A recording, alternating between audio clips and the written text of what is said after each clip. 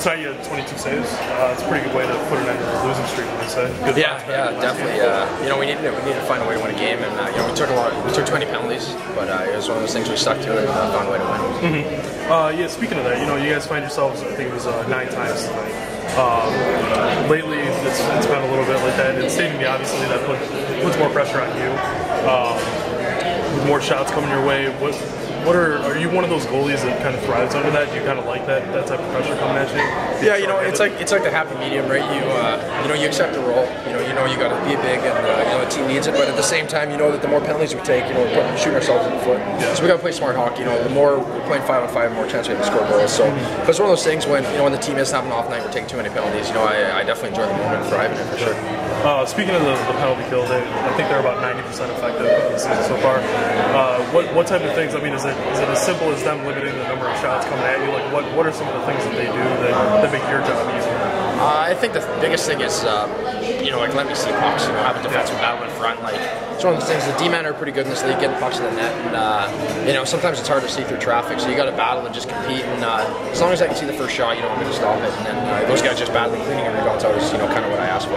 Right. The Arrows tonight, their first shot didn't come until like 9 minutes in the game, and then your first real test didn't come until the end of the first period when you were on the power play, or when you were shorthanded.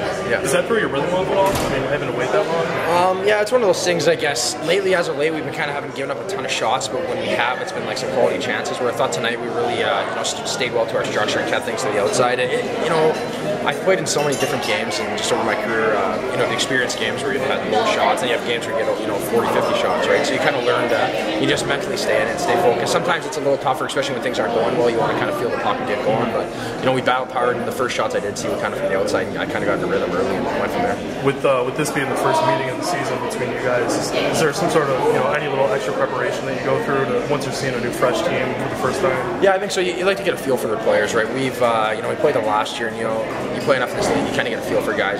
You like to see how they play, especially like for me, the biggest thing I find out is like their forecheck, because I like to get out and handle the puck, and their power play, where they're shooting the puck from, and just kind of highlight players, guys that like to shoot the puck, and guys that are skilled players that are going to have the quality chances. Yeah, you're closing in on a personal milestone, 50 victories. You're getting a little bit closer. What does that mean for you? Achievements list. Yeah, I guess it's something I never even thought of. I don't even know where I'm at, but my biggest thing is just trying to help this team win games, and the goal is to definitely make the playoffs. Last year we came up short. It's something that in my career I haven't made yet. Like when I played in Worcester, same thing. I didn't really get to play as many games. I was kind of a backup guy, but we're here. I've been able to jump to the front seat and take a major role in games. So hopefully we continue to keep getting that win call.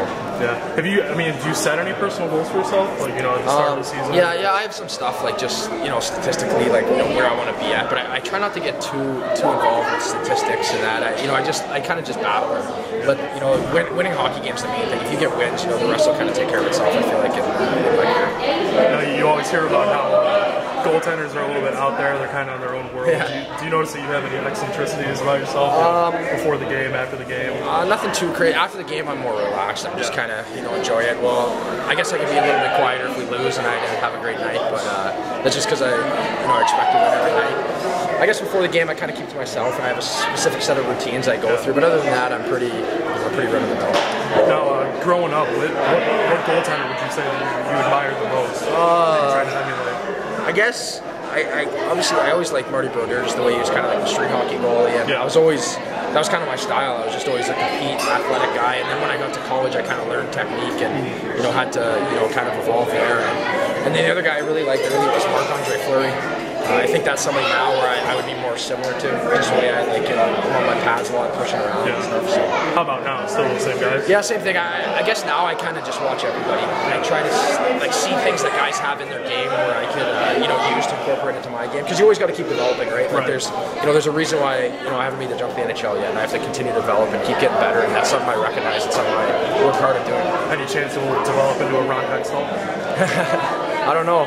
I don't know if I got a screw loose enough like him, but sometimes I like to get into it. But it's one of those things. You just try to keep getting better and do what I can to help people win the game. Gotcha. All right, thanks, Brad. Yeah, no problem. Congrats on the win. Thank you.